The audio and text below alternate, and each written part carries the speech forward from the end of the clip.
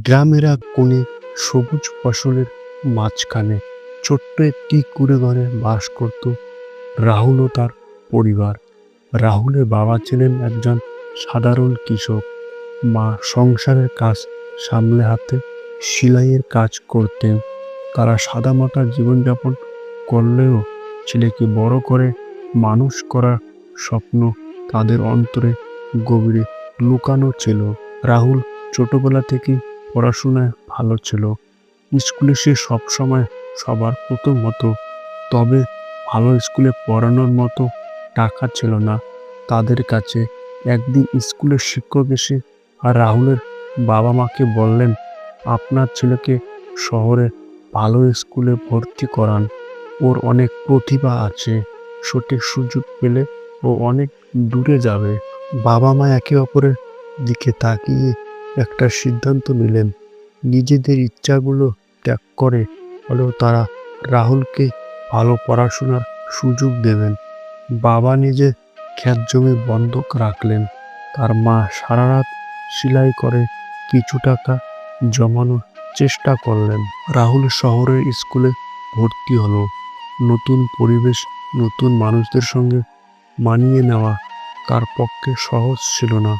তবু সে মন দিয়ে পড়াশোনা চালিয়ে যেতে থাকলো। মাঝে মাঝে রাহুল স্কুল থেকে বাড়ি ফিরে দেখত বাবা মাঠের কাজ করতে করতে ক্লান্ত হয়ে পড়েছেন, আর মা কুপির আলোতে বসে সেলাই করছেন। একদিন রাহুল মায়ের কাছে জিজ্ঞাসা করলো, মা, তোমরা এত কষ্ট করছো কেন? আমি তো আর ভালো জিনিস চাইনি, আমি এখানে পড়াশোনা না করলেও তো চলতো। মা হেসে বললেন, বাবা, আমরা চাই তুমি এমন কিছু করো যাতে আমাদের এই কষ্টগুলো ভুলে যেতে পারি। আমাদের স্বপ্ন তুমি, তোমার ভালো ভবিষ্যতের জন্য আমরা যে কোনো ত্যাগ স্বীকার করতে রাজি। রাহুল এই কথাগুলো মনে রাখলো।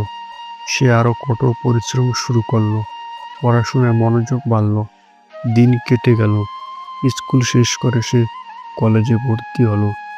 এরপর শহরের একটি নামকরা বিশ্ববিদ্যালয়ে পড়ার সুযোগ পেল।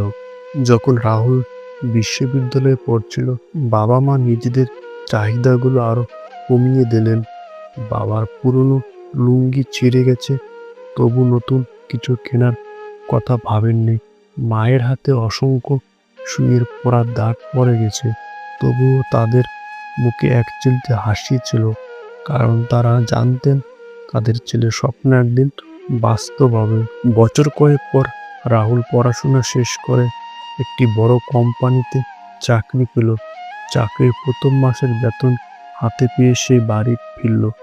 বাড়িতে ঢুকে দেখলো বাবা মাঠ থেকে ফিরে ক্লান্ত শরীরে বারান্দায় বসে আছেন।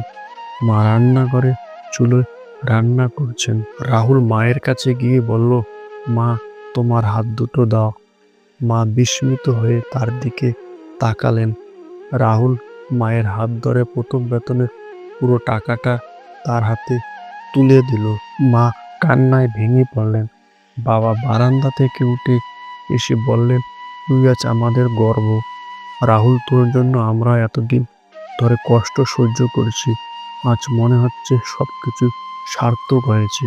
রাহুল মুচকি হেসে বললেন, এই টাকা শুধু টাকা নয়, তোমাদের প্রতি আমার ভালোবাসার ঋণ। তোমরা যদি না থাকতে আমি আজ এখানে পৌঁছতে পারতাম না।